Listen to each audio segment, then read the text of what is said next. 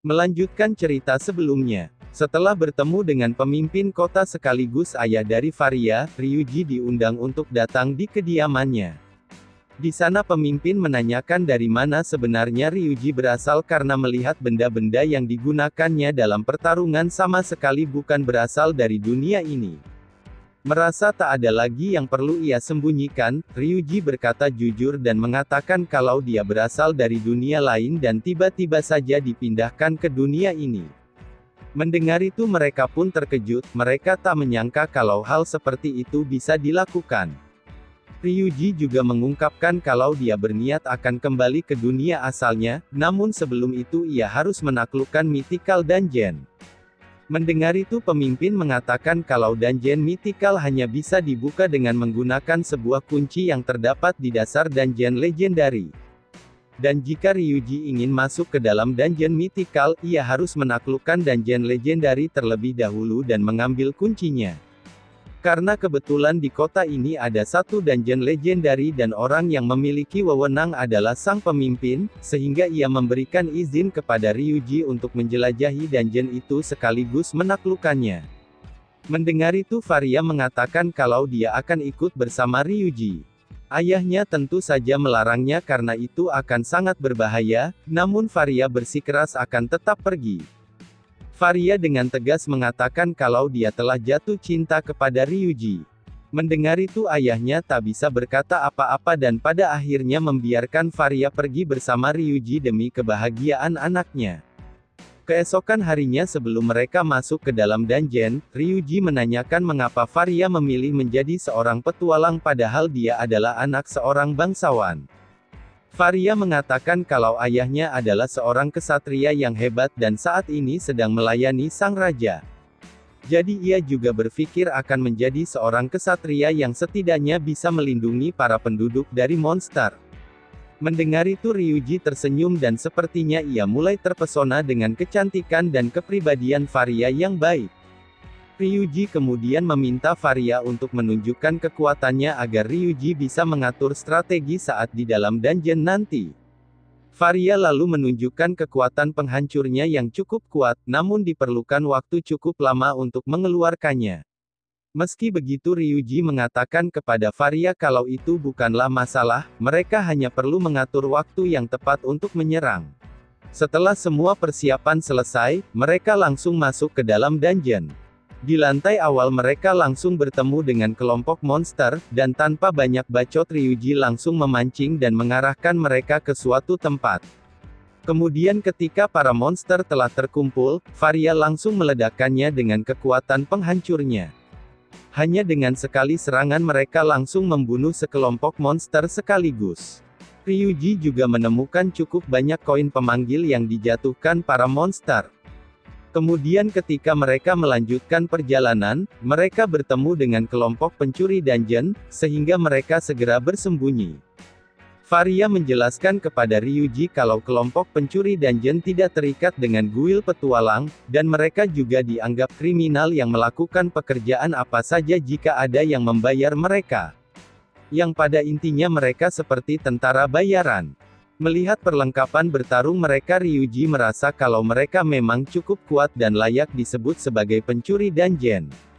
Meski begitu mereka bukanlah ancaman bagi Ryuji. Ryuji lalu menculik satu dari mereka dan mengancamnya untuk mengatakan tujuan mereka di tempat ini dan siapa yang telah menyuruh mereka. Belum juga menjawab, terdengar teriakan para pencuri dungeon yang terkepung oleh para monster. Melihat itu tanpa pikir panjang Ryuji langsung pergi menolong mereka dan membukakan jalan agar mereka bisa kabur. Setelah berada di tempat aman, Ryuji mengarang cerita dengan mengatakan kalau dia sudah tahu siapa yang menyuruh mereka jadi mereka tak perlu menyembunyikan apapun lagi.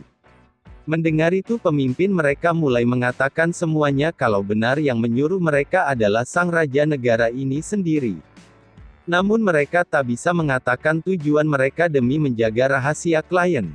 Varia yang mengetahui itu ia mengatakan apakah sang raja bermaksud mengkhianati ayahnya sebagai pengawas dungeon ini. Pemimpin mereka menjawab kalau mereka tak tahu dengan hal itu dan mereka juga tak peduli karena mereka hanya bekerja untuk uang. Mendengar itu Varia pun menjadi sangat kesal dan ingin menyerang mereka, namun ia langsung dihentikan oleh Ryuji. Ryuji kemudian menawarkan uang sebanyak yang dibayarkan oleh sang raja jika mereka mau membantunya mencapai dasar dungeon ini untuk mengambil sebuah kunci, dan semua item yang jatuh dari monster akan menjadi milik mereka. Mendengar kesepakatan yang lebih menguntungkan, dan mereka juga merasa tak bisa menghadapi semua para monster, sehingga mereka akhirnya setuju berpindah haluan membantu Ryuji. Ryuji kemudian memberitahu Varia kalau ia sengaja membuat para pencuri berada di pihak mereka karena ia tak tahu apa yang sedang direncanakan oleh sang raja. Kemudian selama perjalanan menyusuri dungeon, mereka bekerja sama dan banyak membunuh kelompok para monster. Namun ketika semakin mendekati dasar dungeon, dua orang pencuri berkhianat dan pergi lebih dulu. Melihat itu pemimpin pencuri mengatakan kalau mereka berdua adalah orang baru di kelompok mereka yang dikirim oleh sang raja. Mendengar itu Ryuji menyimpulkan kalau mereka berdua memang sengaja dimasukkan di kelompok pencuri untuk mengawasi mereka, sekaligus menjalankan perintah rahasia yang entah apa yang mereka incar. Menyadari itu Ryuji meminta mereka untuk segera bergegas mengejar sementara Ryuji akan membukakan jalan buat mereka. Tak lama kemudian mereka akhirnya sampai di dasar dungeon. Namun di sana sudah berdiri raja para monster yang sudah menantikan kedatangan mereka. Dua orang yang sebelumnya pergi lebih dulu ternyata sudah dibunuh oleh raja monster. Melihat itu mereka menjadi sangat ketakutan dan merasa kalau mereka akan segera mati. Varia kemudian mencoba menyerang monster itu menggunakan serangan penghancurnya, namun serangan itu sama sekali tak berefek kepada Raja Monster dan malahan Varia hampir saja tertangkap dan terbunuh, beruntung Ryuji langsung menyelamatkannya. Ryuji kemudian menyuruh mereka untuk segera mundur sementara ia akan berhadapan satu lawan satu dengan Raja Monster. Pertarungan mereka berlangsung sangat sengit, mereka berkali-kali saling bertukar serangan. Namun pada akhirnya Ryuji dengan pukulan pamungkasnya berhasil membuat Raja Monster terjatuh ke dalam sebuah lubang yang sangat dalam. Melihat raja mereka telah dikalahkan para kroconya menjadi ketakutan dan kabur. Di dalam sana Ryuji akhirnya menemukan kunci yang mereka cari, dan Ryuji juga langsung mendapatkan sebuah gelar sebagai orang yang telah menaklukkan dungeon legendaris. Setelah semuanya selesai mereka pun berpisah, Ryuji dan Varia pulang ke rumah sambil membawa koin pemanggil yang sangat banyak. Namun saat di tengah perjalanan mereka diserang oleh seseorang menggunakan panah, beruntung Ryuji menyadarinya sehingga ia langsung menghindar. Setelah serangannya gagal orang itu langsung pergi meninggalkan mereka, di mana itu membuat Ryuji menjadi penasaran siapakah orang itu. Kemudian sesampainya di rumah Ryuji mulai menceritakan semuanya kepada pemimpin apa yang mereka alami di dalam dungeon. Ryuji juga menceritakan tentang para pencuri utusan raja yang mereka temui.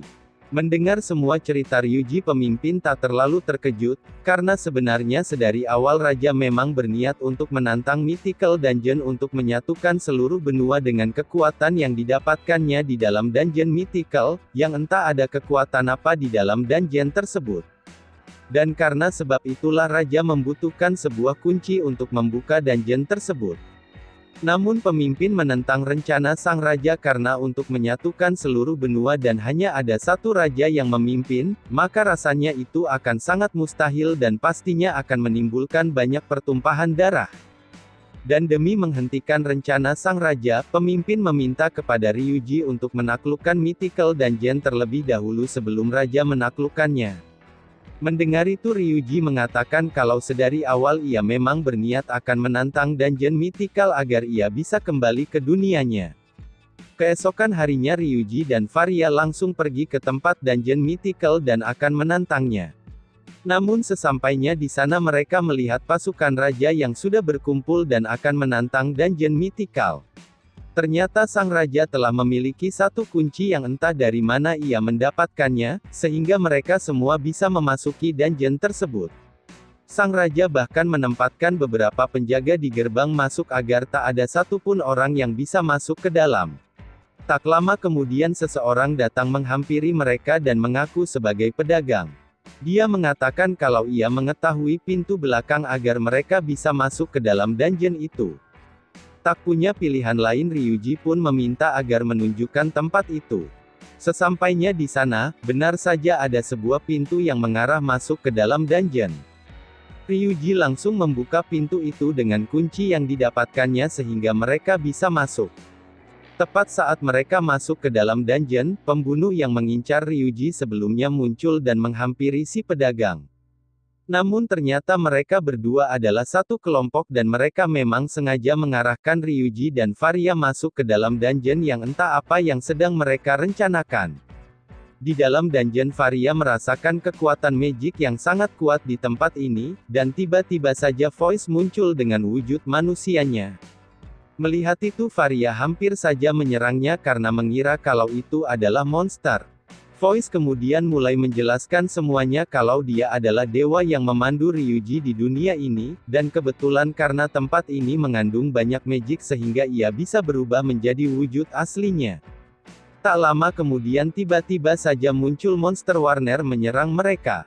Melihat itu Ryuji langsung menyuruh Voice untuk mengalahkan monster itu karena ia adalah seorang dewa dan pastinya kekuatannya juga sangatlah kuat. Namun Voice malah mengatakan kalau ia sama sekali tak bisa bertarung dengan alasan kekuatannya belum pulih. Mendengar itu sehingga akhirnya Ryuji yang langsung turun tangan menghadapi monster itu. Namun ketika monster tersebut mengeluarkan serangannya, Varia tak sengaja terkena yang membuatnya terjatuh ke dalam sebuah lubang.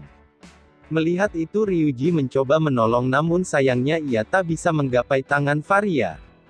Beruntungnya sebelum terbentur ke tanah, Varia menggunakan skillnya agar memperlambat jatuhnya sehingga ia berhasil selamat. Melihat serangan Varia, Ryuji merasa kalau Varia baik-baik saja di bawah sana, sehingga ia kembali menghadapi monster itu. Sementara Voice menjadi umpan, Ryuji menyelinap ke belakang monster itu dan ketika Ryuji menemukan sebuah kesempatan, ia langsung menusuk monster tersebut tepat di lehernya, yang membuat monster itu langsung tewas seketika. Melihat itu Voice menanyakan mengapa Ryuji tak menggunakan kekuatan magicnya. Ternyata di sini Voice sendiri tak mengetahui kalau selama ini Ryuji bertarung tanpa magic. Ryuji lalu mulai menjelaskan kalau selama ini ia tak bisa menggunakan magic dan ia juga pernah berlatih bersama Varia untuk mengeluarkan magic api, karena katanya elemen api adalah dasar dari semua magic, namun hasilnya sama saja. Mendengar itu Voice mengatakan kalau pemikiran orang-orang tentang magic sangatlah keliru. Voice bilang kalau elemen setiap orang sendiri berbeda-beda, dan jika tak bisa menggunakan elemen api, bukan berarti orang tersebut tak bisa menggunakan elemen yang lain. Ryuji yang mendengar penjelasan Voice, ia pun mulai berpikir apakah mungkin sebenarnya ia bisa menggunakan magic namun dengan elemen yang lain. Nah sekian dulu pembahasan kita kali ini. Jangan lupa aktifkan notifikasinya agar kalian tidak ketinggalan cerita selanjutnya. Sobat Manhwa undur diri. Bye-bye.